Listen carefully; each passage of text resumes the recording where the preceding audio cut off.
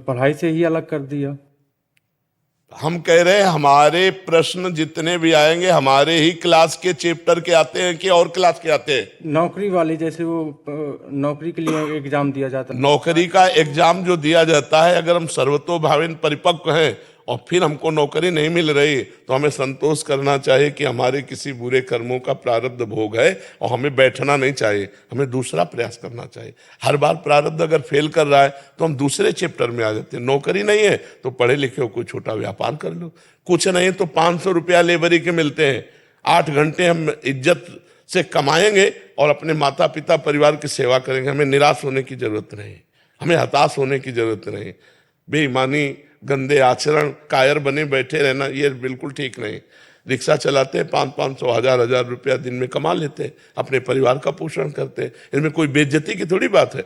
अपने परिवार को सम्मान पूर्वक हम खवा पिया रहे हैं। हम चलो, हमारा बुरा प्रारब्ध, नौकरी नहीं मिल रही, हम नहीं बन पा रहे हैं डीएम, तो हमें जरूरी थोड़ी कि डीएमए बन के हमारा जीवन चलेगा। हम एक लेबर बन के भी जीवन, और एक आदमी अगर उद्योगशील है, प्रयत्नशील है, तो लेबर से आगे बढ़ता चला जाएगा, आगे बढ़ता चला जाएगा।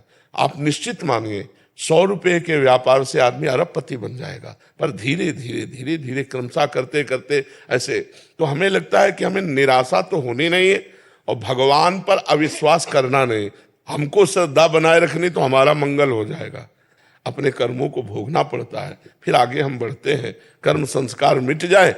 देखो कितने लोग ऐसे हैं जो पापी हैं, वास्तविक पापी हैं, उनको रामकृष्ण हरि से कोई मतलब नहीं। वो शराब पीते हैं, मुर्गा मांस खूब खाते हैं, दुनिया के जितने पाप है सब करते हैं, लेकिन उनको जुकाम नहीं है, उनको कोई परेशानी नहीं। क्यों? क्योंकि इस समय पुण्य का प्रारब्ध चल रहा है, और भोग लेने दो पुण्य। और ये पाप और वो पाप का जहां कनेक्शन हुआ, फिर पता चल जाएगा कि क्या है जीवन।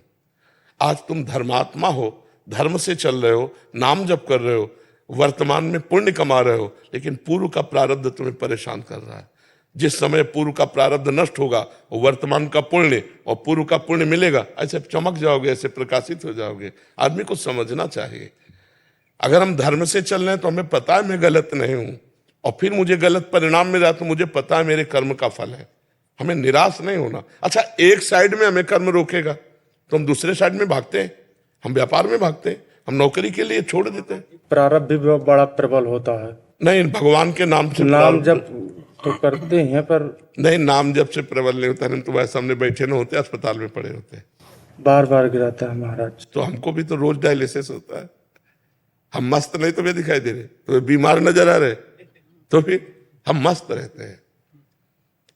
जोई जोई प्यारो करे सोई मोहि भावे। तो भगवान के भरोसे रहो और नाम जप करो तो अच्छा, हम वही हैं। कई कई दिन भोजन नहीं पाया, कई कई दिन भोजन नहीं। तुम अगर हमारी बात सुनोगे तो तुम्हें विश्वास नहीं होगा। बालू खाई है, गंगा जी की बालू, भूख से व्याकुल हो गए तो ऐसे बालू उठाए, उसके जो शंख के टूटे टूटे होते वो फेंका, ऐसे 4-5 अंजलियों गंगा जल पिया, कुछ ही नहीं। तो महाराज जी, उस समय आपने ये नहीं सोचा कि भगवान तो देख ही रहे हैं कि हम भूखे हैं, तो इतना कठोर? अरे हम भगवान के देखने के चक्कर में थे, ये भगवान हमें देख रहे हैं, सोचने की जगह नहीं थी। अरे हम तो भगवान कैसे मिले, कैसे उनको देखो, वो हमें देख रहे हैं सब कुछ। महाराज कठोर नहीं है भगवान? जब बाजुर खा रहे हो तो इतना तो थोड़ा दया करनी चाहिए भगवान को कि बाजुर ही खवा रहे। एक बार देख लिया ना उन्होंने कि कितना समर्पण है। महाराज जी परीक्षा लेते हैं भगवान बहुत तेजी से। अगर एक बार उनकी परीक्षा में पास हो गए तो बस फिर निहाल कर दे। महाराज कई बार लेते हैं। नहीं, एक बार का मतलब होता है हर डिपार्टमेंट में लेते हैं, खान पान, देखना सुनना, परिवार, ऐसा। 9 साल से हमारी परीक्षा ही ले रहे हैं बार बार, इसलिए। नहीं तो कृपा भी तो के, आप हमारे सामने बैठकर बातें सुन रहे हो उनकी, तो एक कृपा नहीं है उनकी? हाँ, तो कृपा ना होती तो आप हमारे सामने ना आ पाते, बिना भगवान की कृपा के नहीं। आपकी कृपा से नाम जब चल। तो आप चिंता न करो, एक दिन तुम देख लेना, सुदामा जी को कई कई दिन भोजन नहीं मिलता था, और आखिरी परिणाम ये हुआ कि जैसी द्वारिकापुरी वैसी सुदामापुरी। आपके ही दृढ़ विश्वास में अभी तक 9। चलो यार, तुम चलो, पार हो जाओगे, हमारी बात मान लो। अमीरी गरीबी यहाँ की झंझटें हैं, वहां के लिए तो तुम बिल्कुल तैयार हो रहे हो ना, अच्छे आचरण कर रहे हो, बुरा आचरण नहीं कर रहे, बहुत अच्छे से चलो। आप बिल्कुल अच्छे से समझो, हम मतलब हर सीन देखे हुए हैं भगवान की, हर कठिन है महाराज। हाँ कठिन तो है ही, अब कठिन तो है ही, लेकिन भगवान से जुड़े रहने में कोई कठिन नहीं। प्राण देना भी कोई कठिन नहीं लगता। हम न जब चले तो नहीं हाँ बिल्कुल, बिल्कुल। दृढ़ विश्वास हो सकता है।